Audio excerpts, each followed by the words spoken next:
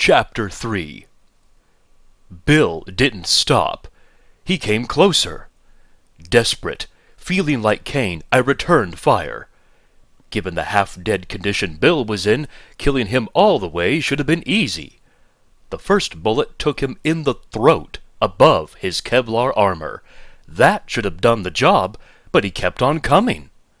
I pumped more rounds at Bill, and finally one connected with his head. That dropped him. But even as brains and blood oozed onto the corridor floor, his body continued to flop around the way a chicken does when its head had been removed. Humans don't do that. And they don't have a sour lemon smell either, which was suddenly so overpowering that I could barely breathe. I stared, shaking like a California earthquake. I was looking at a zombie. That was all that kept racing through my head, screaming the word over and over again between my ears. Zombie! Zombie! Zombie! What utter shit! Maybe Arlene could believe in all that crap in Bull Roar. She watched those damned horror movies all the... I wasn't never going to watch anything like... a freaking zombie? I was crazy, buggin', freaked like some hippie punk snot flying on belladonna. There are no goddamn zombies. This is the real world. This is... Gates flopped some more, then stiffened up so quick it was like he'd been dead for hours. Scared, but drawn toward him like iron filings to a magnet, I crept forward and touched his corpse. Billy Boy was ice cold. This meat was decidedly not fresh. I gagged, then turned aside and vomited.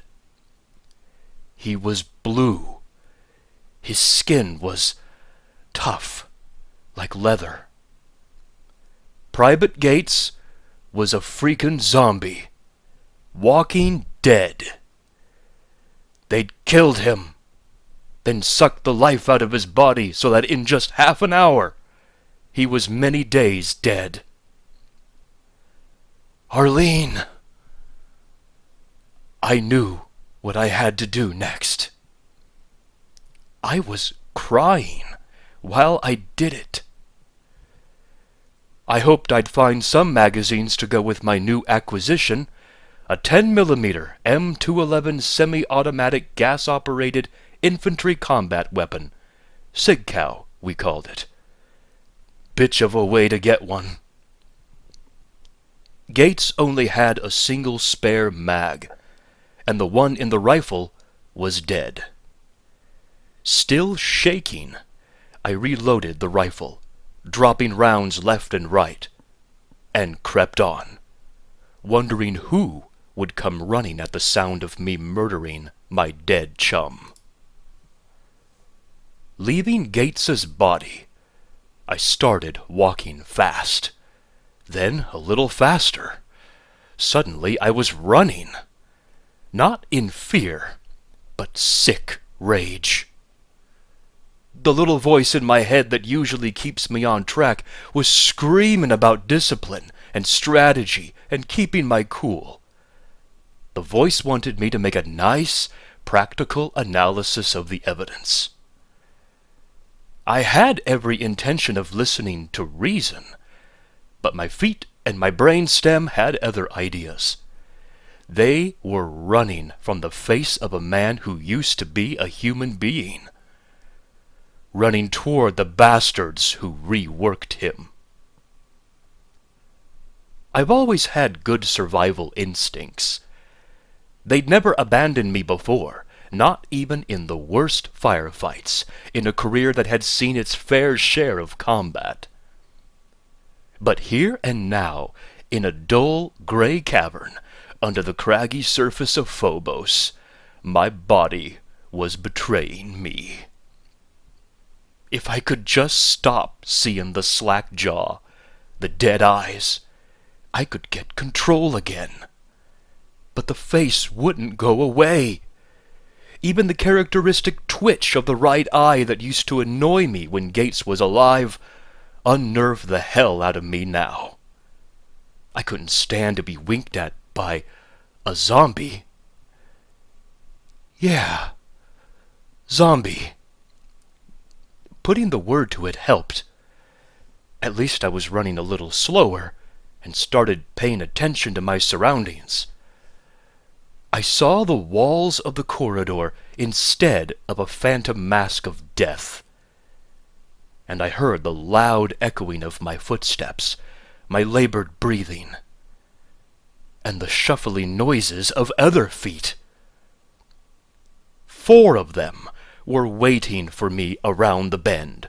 4 zombies.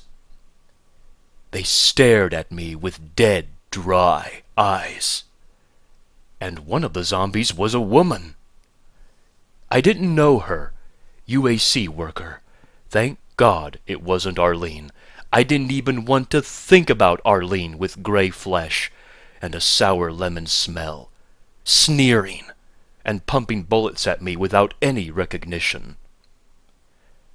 I felt a rage I'd never felt before. My blood was on fire, and my skin couldn't contain the boiling liquid anger. I shook from hate so deep that military training could never reach it. I didn't want to shoot these travesties of human life. I wanted to rip them apart with my bare hands. They shuffled toward me, fumbling their weapons and pumping shots like their rifles would never run dry. What did I do? I staggered directly toward them, raising my own M211 and taking one of the walking dead in its shoulder. A useless shot. It was the girl that broke the spell. Some little piece of who she once was must have been left in her brain. A faint echo or resonance of human thought. She didn't charge blindly like the other 3. She turned and fell behind cover to plink at me. My higher brain functions kicked in. I shook my head, then strafed while sidestepping to a pillar. Once behind cover, I aimed a shot into Zombie 1's head. It roared, then danced like a headless chicken and collapsed. I got the message. Only headshots got me any points, just like in the movies. The citrus stench almost overwhelmed me. I snuck a quick glance at the zombie I'd just smoked. Something squirmed inside its brain. Swallowing nausea. I took a bead on Zombie 2. The zombie girl chittered, and the other 2 headed jerkily toward the console behind which she crouched. I caught Zombie 2 before it made it halfway, but the other one took a position behind cover, and both it and Zombie Girl returned fire.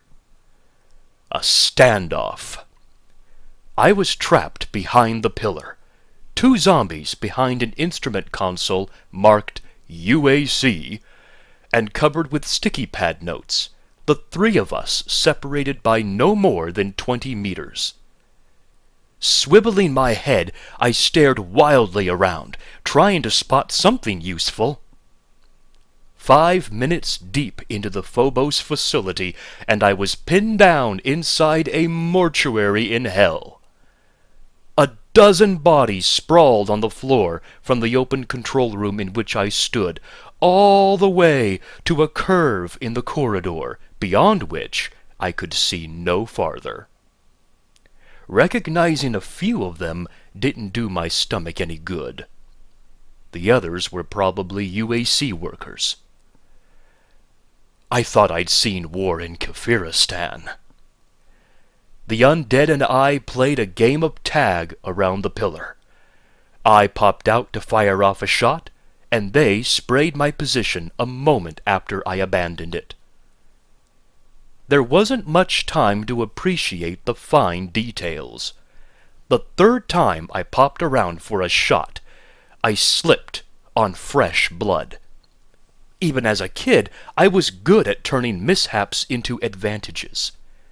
Special training merely augmented my natural instinct for survival. I hit the floor on my knees, then dropped to my belly to aim a shot while braced against the floor. The third male zombie rose to fire down on me, and I caught it in the throat, knocking it backward. Before it could reacquire its target, yours truly, my next shot took Zombie 3 in the right eye. The female wasn't wearing a uniform or armor. I realized she must have once been a UAC worker, not a soldier, which might account for her bad aim. She fired off a couple of rounds that missed by a wide margin. I can fight this war forever, I thought, rage starting to creep back. Then it struck me. I could fight this war forever, at least until I was finally blown away and never even come close to figuring out what had happened here at Phobos Base. I had to take one of these bastards alive, if that was the right word. The plan flickered through my head between one shot and the next, and now that I finally had a plan, I was light drop infantry again. Quickly, before she could adjust and acquire me, I bolted around the pillar, head-faked to the left, then cut right and hopped over the console. Zombie girl swiveled the wrong direction, and before she could turn back, I swung the butt of my sig cow into her temple. She dropped like bricks on Jupiter. The rifle sailed from her hands across the floor. I slung my own M211 across my back, flipped her over, and shoved my pistol in her mouth. "What the hell's going on?" I demanded. She said. I pulled the gun out of her mouth, but she kept talking as if she had not even noticed it. "Is the key. Gate is the key. Key is the gate. Coming. Kill you all." Zombie girl's eyes shifted left and right. She was preternaturally strong, but not as strong as Big Fly Taggart. My hand drooped as I stared at her, and she snapped at it like a rabid dog trying to bite me. Abruptly, I realized why the zombie's eyes were so dry and their vision so bad. They never blinked. I pushed the pistol against her forehead. "If there's any piece alive inside of you, you know what this thing will do to your shriveled little brains.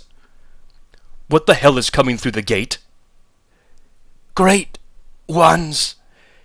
Gate ones." She focused her eyes on me, seeming to see me for the first time. She didn't answer, but for a moment her face was filled with such torment that I could no longer stand the interrogation. I cocked the hammer. Her eyes rolled up, looking over my head. "You want this?" I asked. Zombie girl closed her eyes. It was the only kind of prayer left to her by the reworking that made her what she was. I closed my own eyes when I squeezed the trigger. The gunshot snapped me awake again. I jumped up, slid the sig cow into ready position, and backed away from the undead dead. What the hell was going on? I started to think I had an answer. Part of an answer. Who built the gates? The question endlessly on everyone's lips might be about to be answered. Maybe. But were the great ones coming through the gates the ones who had built them? Or had the builders already been overrun by some even more powerful, horrific critter who was now joyfully following gate after gate, finding and overpowering all the colonies of the builders' empire? Neither thought was pleasant.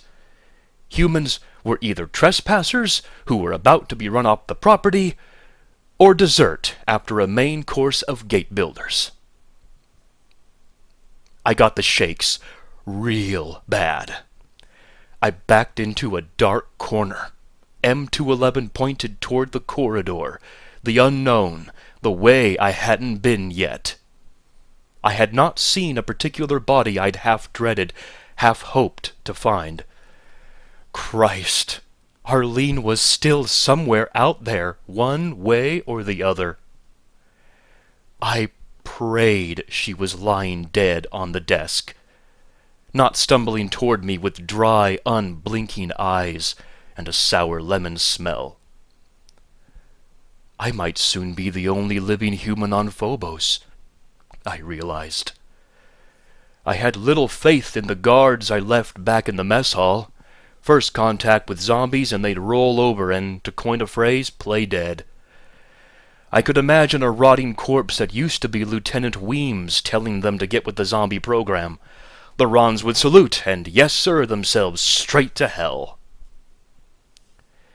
The old survival mechanism was definitely starting to kick in for yours truly.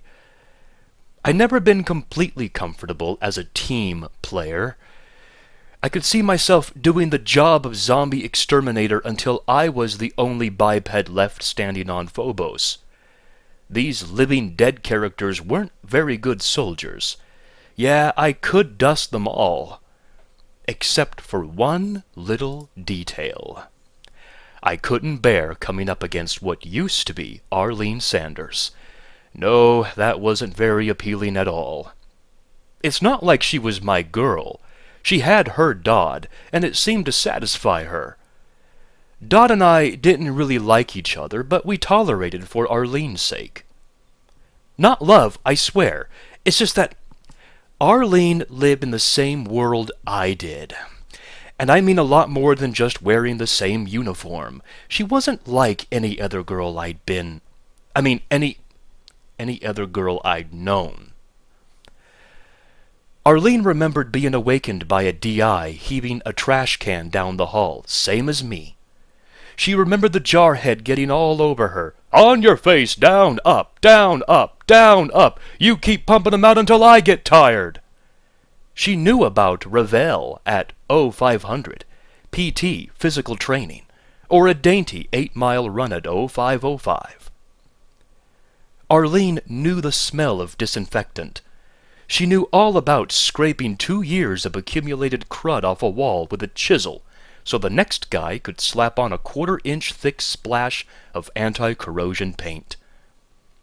She'd spent just as many months as I wrestling a goddamned floor buffer up and down a corridor, while already dog-sacked from hours of PT, obstacle course, combat training, small arms, endless, mindless instruction on how to break down and reassemble a sig cow while blindfolded, and lectures on the exotic venereal diseases of Kafiristan, Mars, Phobos Base, and Ohio. Hours that always seemed to add up to 26 or 28 per day. Arlene figured out a lot about me in record time. She was bright, and just as committed to a military career as any other man in the outfit. She'd become my best buddy in the platoon. As I sat there, wiping blood and crud from my face in the eye of an impossible hurricane, it helped to think about Arlene. Recalling her features drove the monsters from my mind. I played a little game with myself, not letting the horror rise up and engulf the picture I was drawing. I don't think I've ever seen a better-looking woman than Arlene, objectively considered. She wasn't drop-dead gorgeous in the conventional sense. To use an older phrase from a braver age, she was right handsome. 5'10", and compactly built. She worked out more than anyone else in the platoon. She had beautiful, well-cut muscles. Once, when for a few days she thought she might be with child, not mine, Gates had said, She's such a man, I bet she got herself pregnant. He didn't say it loudly. I liked how she looked at everyone through slitted eyes, giving her a hooded serpent look. She was not to be trifled with, as one skank found out when he thought it was funny to sneak up behind her and pull down her pants. The rest of us were certainly interested in seeing all we could of her well-shaped posterior, but we weren't idiots. Without turning around, she backhanded him perfectly and broke his nose. At the time, all I could think of was how much I enjoyed seeing her move. We're talking ballet here. Of course, there was a lot more to Arlene. She had a brain. Those are in short supply in the service, even in light drop, and I hated to see one go to waste. I took her to corps music concerts, and she dragged me to old sci-fi movies. We got drunk together sometimes. We played poker, too, but my only chance against her was when I was stone-cold sober. One night we got so drunk that we fumbled our way into a kiss.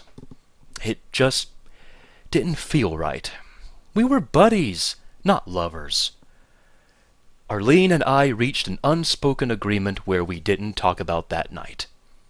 As if to prove what a pal she could be, she started setting me up with dates. She had girlfriends who were always first-rate in one way or another, and they liked to oblige her by hanging with her pal. I didn't kick. I just didn't seem able to return a commensurate favor. Arlene told me once how she wanted to save up some money and go to college someday. I didn't hold that against her. I wished the best for her. The best. The thought shot down my reverie in flames. What could the best be for her now, in this place? Death, I guessed. Anything would be better than gray flesh, dry, unblinking eyes, and jerking limbs. No, I heard myself talking to no one. She'd never allow herself to be turned into one of those. But what if this reworking took place after death? Swallowing hard, I stood up and decided to get back to business. I needed ammo. A wild shot had destroyed the magazine and receiver of one of the sig cows. The only thing a zombie could use it for now would be as a war club, so I left it on the floor. Nobody had a select fire weapon, which was too bad. I sure missed the luxury of launching 3 or 4 rounds at a time toward a zombie head. Much better chance of a bullseye. On the other hand, if they had had one of the 2 select-fire M220 dog choppers that a squad carried, I might not be alive to pick through the weaponry. I shoved some magazines into my ammo pockets and loaded up both weapons. No sense carrying another sig cow. I really wanted to get my hands on the riot gun that Dardier usually carried, though, except it would probably mean ripping it out of her twitching fingers after blowing a hole in her pretty blonde head. I followed the trail of corpses another 2 bends of the corridor, taking as much ammo as I could carry without rattling like a medieval knight. We were all supposed to carry head talks so we could communicate, but I didn't find any, which was pretty suspicious. No ELFs or mill data buses either.